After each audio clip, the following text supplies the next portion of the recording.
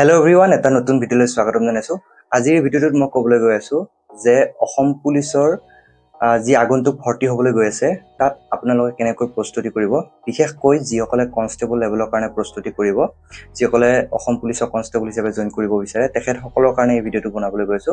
গতিকে ভিডিঅটো শেষলৈকে চাব, বহুখিনি কথা আপোনালোকে গম পাব।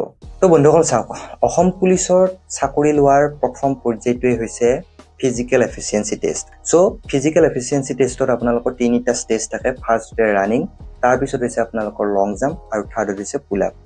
সো আপোনালোকে যদি ভাল এটা মাৰ্ক ল'বলৈ ইচ্ছা আছে বা ভাল এটা মাৰ্ক ল'বলৈ বিচাৰে তেতিয়াহ'লে ৰানিংটো আপোনালোকৰ ভাল কৰিব লাগিব। বৰ্তমান আপোনালোকে দেখিছে যোৱা যিকেইটা ৰিক্ৰুটমেণ্ট হৈ গ'ল তাত দেখিছে কেনেকুৱা মানে লেভেলত ৰানিং কৰিছে, কেনেকুৱা এটা মাৰ্ক উঠাইছে ৰানিঙত, যিটো নেকি আমি ভাবিব পৰা নাছিলোঁ যে এনেকুৱা লেভেলতো ৰানিং কৰিব পাৰে। কাৰণ 10 মিনিটত ৰানিং কৰা ইমান সহজ নহয়। 2500 মিটাৰ এটা 10 মিনিটৰ ৰানিং কৰা মানে বহুত ভাল এটা লেভেলত ৰানিং কৰিছে। গতিকে আপোনালোকে যদি তেনেকৈ ৰানিং কৰিব বিচাৰে এদিনতে কৰা বস্তু নহয়, বা 2-3 মাহ প্ৰেক্টিছ কৰিলে আপোনালোকে সেই লেভেলটো আনিব নোৱাৰে। গতিকে যেতিয়ালৈকে আপোনালোকৰ ইণ্টাৰভিউটো হ'ব তেতিয়ালৈকে যদি আপোনালোকে সেই লেভেলৰ ৰানিং আনিব বিচাৰে, 10 মিনিটৰ ভিতৰত 11 মিনিটৰ ভিতৰত যদি ৰানিংটো আনিব বিচাৰে তেতিয়াহ'লে কিন্তু এতিয়াৰ পৰাই ষ্টাৰ্ট কৰিব লাগিব। সো যিসকলে একেবাৰেই ৰানিং কৰা নাই বা যিসকলৰ ৰানিং কৰা বহুত দিন হৈ গৈছে, মাজতে খুব বেছি দিন মানে গেপ হৈ গৈছে, সেইসকলে কেনেকৈ ষ্টাৰ্ট কৰিব চাওক। প্ৰথম অৱস্থাত আপোনালোকে কেতিয়াও মানে হঠাতে ৰানিং কৰিব নাযাব। প্ৰথম অৱস্থাত আপোনালোকে খোজ কাঢ়ক, অকণমান স্পীডত খোজ কাঢ়ক, তাৰ পাছতহে লাহে লাহে ৰানিং কৰিবলৈ চেষ্টা কৰিব। আৰু চাওক, আমাৰ অসম পুলিচৰ কনষ্টেবল লেভেলৰ যিটো ৰিক্ৰুটমেণ্ট হয় তাত আপোনালোকে 3200 মিটাৰ ৰানিং কৰিব লাগিব। আৰু সেই 3200 মিটাৰ ৰানিং কৰিম বুলি যদি আপোনালোকে গ্ৰাউণ্ডত 3200 মিটাৰে প্ৰেক্টিছ কৰে তেতিয়াহ'লে কিন্তু আপোনালোকে হয়তো ইণ্টাৰভিউত গৈ কিনে 3200 মিটাৰ ৰানিং কৰিব নোৱাৰিব পাৰে। কাৰণ তাত আপোনালোকৰ বিভিন্ন ধৰণৰ কণ্ডিশ্যন আহি পৰিব। আপোনালোকে ৰাতিপুৱা যিটো সময়ত ৰানিং কৰে ফিল্ডত, হয়তো আপোনালোকে তাত গৈ কিনে সেই সময়টো ৰানিং কৰিব নোৱাৰিব পাৰে। আপোনালোকে যেতিয়া ৱেইটিঙত থাকিব, যেতিয়া আপোনালোকৰ লাইনত থাকিব, তেতিয়া হয়তো আপোনালোকৰ মেণ্টেলি কিছুমান প্ৰব্লেম হ'ব পাৰে, আপোনালোকৰ ভয় ভাৱ আহিব পাৰে মনত। গতিকে আপোনালোকে যদি ফিল্ডতে প্ৰেক্টিছ কৰি গৈছে 3200 মিটাৰ, আপোনালোকে হয়তো সেই পাৰফৰ্মেঞ্চটো দেখুৱাব নোৱাৰিব। অৰ্থাৎ আপোনালোকে ফাৰ্ষ্ট কি কৰিব, খোজ কাঢ়িলে খোজ কঢ়াৰ মানে এমাহ বা 15 দিন পাছত আপোনালোকে ৰানিং কৰিবলৈ ষ্টাৰ্ট কৰিব আৰু লাহে লাহে স্পীড বঢ়াব। কিন্তু একেবাৰতে স্পীড 3200 মিটাৰ যেনেকৈ আমি ৰানিং কৰোঁ তেনেকৈ স্পীড নবঢ়াব, লাহে লাহে আপোনালোকে স্পীড বঢ়াব, লগতে লাহে লাহে ডিষ্টেঞ্চটো বঢ়াব। এটলিষ্ট 5 কিলোমিটাৰ এটা ৰানিং কৰিবলৈ চেষ্টা কৰিব। তেতিয়াহে আপোনালোকৰ যদি 5 কিলোমিটাৰ আপোনালোকৰ ৰানিং কৰাৰ কেপাচিটি আহে, যদি আপোনালোকে সেইখিনি ৰানিং কৰিব পৰা সক্ষমতা আহে, তেতিয়াহ'লে আপোনালোকে 3200 মিটাৰ এটা ধুনীয়াকৈ ৰানিং কৰিব পাৰিব। আৰু পিছৰ পৰ্যায়ত যেতিয়া আপোনালোকে এপ্লাই কৰিব, যেতিয়া আপোনালোকৰ ধৰা হ'ল গম পাব যে এক্সামটো কেতিয়া হ'ব বা ইণ্টাৰভিউ কেতিয়া হ'ব, তেতিয়া আপোনালোকে 3200 মিটাৰৰ কাৰণে ফুল এফৰ্ট দি কিনে, ফুল কষ্ট কৰি আপোনালোকে টাইমিং কমাবলৈ চেষ্টা কৰিব লাগিব।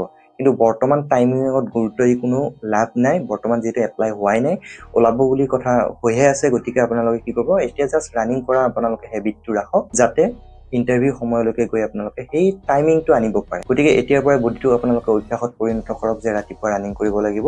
আপোনালোকৰ বডিটোত তেতিয়া কোনো ধৰণৰ ইঞ্জুৰি নহয়। ছেকেণ্ড কথা, এতিয়া আপোনালোকে যদি গ্ৰাউণ্ডত গৈছে, ৰানিং কৰিছে বা বিভিন্ন ধৰণৰ এক্সাৰচাইজবিলাক কৰিছে, এক্সাৰচাইজ কৰক, কিন্তু লং জাম্প এতিয়া প্ৰেক্টিছ নকৰিব। মই কিহৰ কাৰণে কৈছোঁ লং জাম্প প্ৰেক্টিছ নকৰিব বুলি, কাৰণ লং জাম্পত খুব বেছি ইঞ্জুৰি হয়, খুব বেছি আপোনালোকে লং জাম্প কৰাৰ ফলত দুখ পাব পাৰে। গতিকে এতিয়া কোনো কাৰণত লং জাম্প কৰাৰ প্ৰয়োজন নাই। লং জাম্প যে আপোনালোকে কেতিয়া কৰিব, যেতিয়া আপোনালোকৰ এক্সামৰ সময় আহি পৰিব, তাৰ কিছুদিন আগত আপোনালোকে যদি লং জাম্প প্ৰেক্টিছ কৰে তেতিয়াহ'লে আপোনালোকে ভাল এটা মানে পাৰফৰ্মেঞ্চ দেখুৱাব পাৰিব। এতিয়া লং জাম্পৰ যিখিনি এক্সাৰচাইজ আছে, আপোনালোকৰ লেগ পাৱাৰ বঢ়াবৰ কাৰণে যিখিনি অভ্যাস আছে সেইখিনি কৰক, যিখিনি ব্যায়াম আছে সেইখিনি কৰক। তেতিয়াহ'লেহে আপোনালোকে ধুনীয়াকৈ যেতিয়া লং জাম্প প্ৰেক্টিছ কৰিব তেতিয়া ভালকৈ লং জাম্প মাৰিব পাৰিব। গতিকে লং জাম্প এতিয়া মৰাৰ কোনো প্ৰয়োজন নাই, এতিয়া জাষ্ট ব্যায়ামখিনি কৰক। আপোনালোকৰ এটা কথা চাব যে আপোনালোকে যেতিয়া ৰানিং কৰিব কিছুদিন পিছত আপোনালোকৰ ইচ্ছা নোযোৱা হৈ যায়, আপোনালোকৰ বডিটো দুৰ্বল দুৰ্বল ফিল হয়। এইটো কিহৰ কাৰণে হয় জানে? আপোনালোকে ৰানিং কৰাৰ আগত বা যিকোনো অভ্যাস কৰাৰ আগতে ৱাৰ্ম আপ নকৰে। বডিটো সদায় ৱাৰ্ম আপ কৰি ল'ব লাগিব। আমি যিকোনো এক্সাৰচাইজ কৰাৰ আগতে ৱাৰ্ম আপ কৰি ল'ব লাগিব।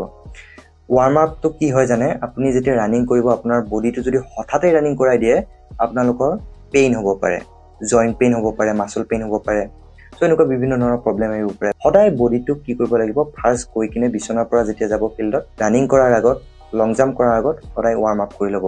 যিখিনি আপোনালোকে ৰানিং কৰিলে, লং জাম্প কৰিলে, সকলোখিনি হোৱাৰ পাছত ফিল্ডত যেতিয়া আপোনালোকে সকলোখিনি কৰিলে, লাষ্টত কুল ডাউন এক্সাৰচাইজবিলাক আপোনালোকে কৰিব লাগে। ত' এইখিনি নকৰাৰ কাৰণে আপোনালোকে যেতিয়া ৰানিং কৰিয়ে থাকে আপোনালোকৰ লাহে লাহে বডিটো দুৰ্বল হৈ আহে, ৰানিং কৰিবলৈ ইচ্ছা নোযোৱা হৈ যায়। গতিকে এই কথাখিনি মনত ৰাখিব। আৰু লগতে ডায়েট মেইনটেইন কৰিব লাগিব। আপোনালোকে ভাল ভাল খাদ্য খাব লাগিব, প্ৰটিন, কাৰ্বহাইড্ৰেট এইবিলাক খাবই লাগিব। এই বস্তুখিনি আপোনালোকে যদি মেইনটেইন কৰে ভালকৈ এটা ভাল পাৰফৰ্মেঞ্চ দেখুৱাব পাৰিব। আৰু লাষ্টত এটা কথা কওঁ, আপোনালোকৰ যিহেতু PETত বা ফিজিকেল এফিচিয়েঞ্চি টেষ্টত আপোনাৰ পুল আপছ থাকিব। যিসকলে একেবাৰে পুল আপ নোৱাৰে, যিবিলাক বিগিনাৰ আছে, সেইসকলে এতিয়াৰ পৰাই অলপ হ'লেও প্ৰেক্টিছ কৰক। পুল আপৰ কাৰণে আপোনালোকে গৈ কিনে তাত ওলমি থাকিব পাৰে, আপোনালোকৰ হেণ্ড পাৱাৰটো বঢ়াব পাৰে। গতিকে তেনেকুৱা ধৰণৰ যিবিলাক ব্যায়াম আছে সেইবিলাক কৰক। পুল আপ এতিয়াৰ পৰাই এটলিষ্ট প্ৰেক্টিছটো আৰম্ভণি কৰক। আৰু যিবিলাকে পাৰে, যিবিলাকৰ পুল আপছত ধুনীয়াকৈ আহি যায়, তেখেতসকলে এতিয়াৰ পৰা কৰা কোনো প্ৰয়োজন নাই। জাষ্ট আপোনালোকে হেণ্ড পাৱাৰটোৰ কাৰণে অলপ এক্সাৰচাইজ কৰি থাকিলে হ'ল। ফ্ৰী হেণ্ড এক্সাৰচাইজ কিছুমান কৰি থাকিব, ধৰা পুছ আপ মাৰিলে বা পুল আপছে এটা দুটা কিবা লগালে। তো এনেকুৱাকৈ আপোনালোকে পুল আপছৰ কাৰণে এটলিষ্ট কামখিনি কৰি থাকিব। যিসকল বিগিনাৰ হয় তেখেতসকলে এতিয়াৰ পৰাই প্ৰেক্টিছ কৰক। এটলিষ্ট এক্সেলেণ্ট মাৰ্ক পাবৰ কাৰণে যেইটা মাৰিব লাগে সেইকেইটা মাৰিব পৰাকৈ এতিয়াৰ পৰাই প্ৰেক্টিছ আৰম্ভণি কৰি দিয়ক। এইখিনিয়ে আছিলে আজিৰ ভিডিঅ'টো। যদি ভিডিঅ'টো ভাল পাইছে তেতিয়াহ'লে লাইক কৰিব, শ্বেয়াৰ কৰিব আপোনালোকৰ বন্ধু বান্ধৱীৰ সৈতে। যিসকলে অসম পুলিচৰ আগন্তুক ইণ্টাৰভিউত অংশগ্ৰহণ কৰিম বুলি ভাবিছে তেখেতসকললৈকে শ্বেয়াৰ কৰি দিব। লগতে আপোনালোকে যদি ছাবস্ক্ৰাইব কৰে নাই চেনেলটো, ছাবস্ক্ৰাইব কৰি দিব, কাৰণ মই আপোনালোকৰ কাৰণে এনেকুৱা ভিডিঅ' লৈ আহিম। চ' পুনৰ এটা নতুন ভিডিঅ' লৈ অহাৰ আশাৰে এতিয়ালৈকে থেংক ইউ।